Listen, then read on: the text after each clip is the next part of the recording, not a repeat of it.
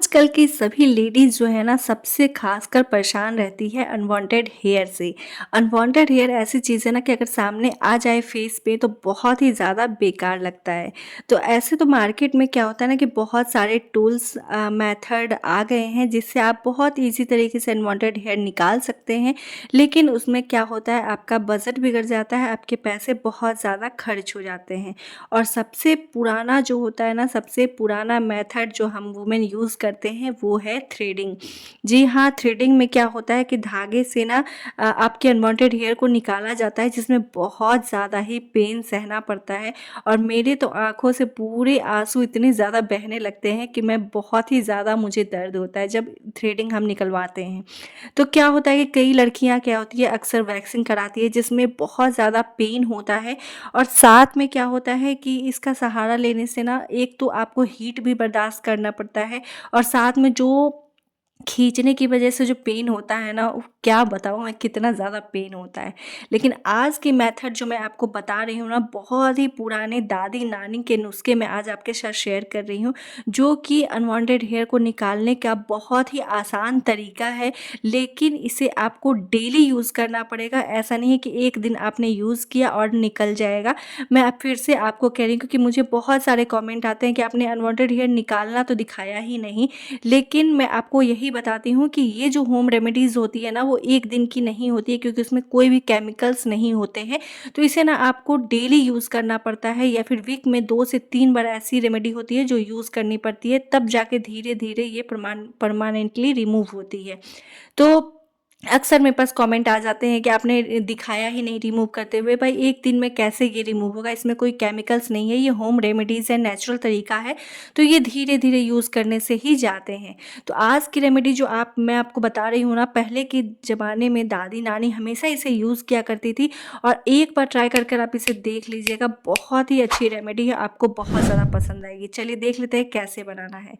सबसे पहले एक क्लीन बाउल ले लीजिएगा। क्लीन बाउल में आपको करना क्या है, यहाँ पे 1 चम्मच ले लेना है गेहूँ का आटा, ठीक है? आप अपने क्वांटिटी के अकॉर्डिंग लीजिएगा कि आप फुल बॉडी के लिए बनाना चाहते हैं या फिर सिर्फ फेस के लिए बनाना चाहते हैं। इसके साथ यहाँ पे आधी चम्मच ले लेना है आपको बेसन। तो यहाँ पे आप गेहूँ का आटा और बेसन दोनों यूज़ कर सकते हैं, चाहे तो सिर्फ़ गेहूँ का आटा भी यूज़ कर सकते हैं। तो मैंने दोनों चीज़ें ली हुई हैं, क्योंकि दोनों चीज़ें से जो आपको डिफ़रेंस पता चलेगा ना, जितने अनवांटेड हेयर होते हैं वो बहुत आसानी से रिमूव होते हैं। साथ में 1 चुटकी किचन की हल्दी ले ली है। किचन की हल्दी है इसलिए मैंने 1 चुटकी ली हुई है, अगर आप कस्तूरी हल्दी यूज़ करते हैं तो आधी चम्मच यहाँ पे यूज़ कर सकते हैं। तो बस इस तरीके से देखिए हमने क्या करना है, आधी यहाँ पे 1 चुटकी हल्दी यूज़ कर ली है। साथ में यहाँ पे आपको ले लेना है आधी चम्मच कम से कम देसी घी। जी हाँ, यहाँ पे किसी भी तरह का आपको ऑयल यूज़ नहीं करना है। यहाँ पे जो किचन में जो देसी घी होती है जिसे हम रोटियों पे लगा के खाते हैं ना, वही देसी घी आपको यहाँ पे यूज़ करनी है, ठीक है? तो अब आपको क्या करना है, ये देसी घी को यहाँ पे, चूँकि ठंड की टाइम है तो थोड़ी-सी जमी हुई रहती है, तो मैंने यहाँ पे इसी तरीके से यूज़ कर लिया है। अगर आप इसे पिघलाकर यूज़ करना चाहते हैं तो भी कर सकते हैं। अब इसके साथ आप चाहें तो यहाँ पे कच्चा दूध ले सकते हैं, या फिर चाहें तो गुलाब जल ले सकते हैं। तो दोनों ऑप्शन है आपके पास। अगर आपके पास कच्चा दूध नहीं है तो इस तरीके से मेरी तरह आप गुलाब जल डाल लीजिए। अगर गुलाब जल नहीं है तो आप दूध का यूज़ कर सकते हैं। अब इन सारी चीज़ों को यहाँ पे आपको हल्का-हल्का सा पहले मिक्स कर लेना है। अब आपको क्या करना है, इसमें आपको यहाँ पे साथ में मैं ले रही हूँ थोड़ा-सा एलोवेरा जेल, ताकि आपकी स्किन जो है वो थोड़ी-सी हाइड्रेट भी रहे। तो बस यहाँ पे देखिए, बिल्कुल मतलब कि आधी चम्मच से भी थोड़ी-सी कम यहाँ पे एलोवेरा जेल लिया है हमने। अब इन सारी चीज़ों को आपको कैसे मिक्स करना है वो भी एक टिप्स है जो कि आपको देखना बहुत ज़्यादा ज़रूरी है। इसलिए मैं आपको कहती हूँ कि वीडियो को स्किप बिल्कुल मत किया कीजिए। तो बस इस तरीके से देखिए, हल्का सा इसमें गुलाब जल और डाला है मैंने, और अच्छे तरीके से इसे आपको हाथों से बाँधना पड़ेगा। जी हाँ, जैसे हमने आटा गूँथते हैं ना, बिल्कुल वैसा का वैसा ही आपको यहाँ गूँथना पड़ेगा। चम्मच से आप इसका घोल नहीं बनाना है, यहाँ पे कोई भी हमें इसका ना पैक नहीं बनाना है। अब यहाँ पे क्या करना है, आपको इसको ना बिल्कुल जैसे हम आटा गूँथते हैं ना, वैसा ही आटा का डो जैसे हम बनाते हैं, बिल्कुल वैसा ही यहाँ पे हमें इसे तैयार करना है। तो यहाँ पे क्या करना है आपको, जैसे आप पैक बनाते हैं गीला हो जाता है, उस तरीके से बिल्कुल नहीं कीजिएगा। जैसे आप आटा की लोई बनाते हैं ना, बिल्कुल आटा की लोई की तरह आपका ये पैक होना चाहिए। ये मैंने भी बहुत ज़्यादा ट्राई करके देखा हुआ है, तभी आपके साथ शेयर कर रही हूँ। और ये पुराने दादी-नानी से भी आप जब पूछेंगे ना, तो ये रेमेडी आपको वो बताएँगे कि आप किस तरह से वो यूज़ करते थे इन्हें अनवांटेड हेयर को निकालने के लिए। तो इस तरीके से देखिए, चाहे बच्चे जब होते हैं ना, तो जैसे छोटे बच्चे होते हैं उनके साथ भी इस तरीके की चीज़ें यूज़ की जाती हैं, क्योंकि उनके वीक थोड़े से कमज़ोर होते हैं, तो वो जल्दी निकल आते हैं। तो बस इस तरीके से देखिए, हमारा जो आटे का डो है वो रेडी हो चुका है। अब इसे आपको क्या करना है, इस तरीके से हल्का सा ना लंबे साइज शेप में बना लेना है। वैसे शेप कोई मैटर नहीं करता है, बस इसका डो बनना ज़रूरी है। तो इस तरीके से देखिए, डो हमारा बनकर रेडी हो चुका है। अब चलिए देख लेते हैं कि इसे कैसे लगाना है और कैसे यूज़ करना है और इसका क्या बेनिफिट होगा।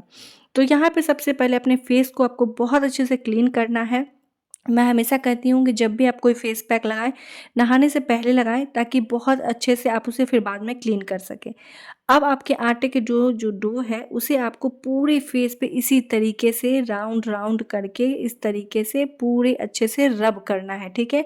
यानी मसाज देनी है, ख़ासकर वहाँ पे देनी है जहाँ पे आपके अनवांटेड हेयर आपको दिखते हों। यानी कि चिन एरिया के पास, जो आपके अपर लिप्स के ऊपर होते हैं हेयर चिन, उसे आपको करना है। साथ में फोrehead पे भी बहुत ज़्यादा आपके अनवांटेड हेयर होते हैं, तो वहाँ पे आप कर सकते हैं। इस तरीके से आप जब इसे मसाज देंगे ना, आप यकीन मानिए, ये जो हमने आटा और बेसन डाला है ना, ये पूरी तरीके से आपके फेस पे चिपकने लगता है। और इस तरीके से जब आप करेंगे रब, तो क्या होता है कि जितने आपके अनवांटेड हेयर हैं वो वीक पड़ते हैं, और साथ में ही ये साथ साथ निकलते जाते हैं। लेकिन ये तभी आपको पता चलेगा जब आप इसे रेगुलर यूज़ करेंगे। आप यकीन मानिए, 1 हफ्ते में यदि आपका ये रिज़ल्ट ना मिले, तो मेरे कमेंट बॉक्स में आकर इस वीडियो के नीचे ज़रूर बताइएगा कि मैंने इसे 1 हफ्ता रेगुलर यूज़ किया है और मेरे फेस पे कोई भी फ़र्क नहीं दिखा है। तो लेकिन आपको प्रॉपर कम से कम 5 मिनट तक इसे इसी तरीके से हल्के से दबाव के साथ आपको मसाज करनी है। इसमें जो घी है ना, उससे आपकी स्किन बहुत ज़्यादा हाइड्रेट होगी, चमक आएगी, और साथ में जो हमने गेहूँ और बेसन डाला है, आटा और बेसन डाला है, उससे पूरे अच्छे से पूरे बाल जो है वो चिपकने लगते हैं। जैसे-जैसे आप मसाज करेंगे वो निकलती जाती है।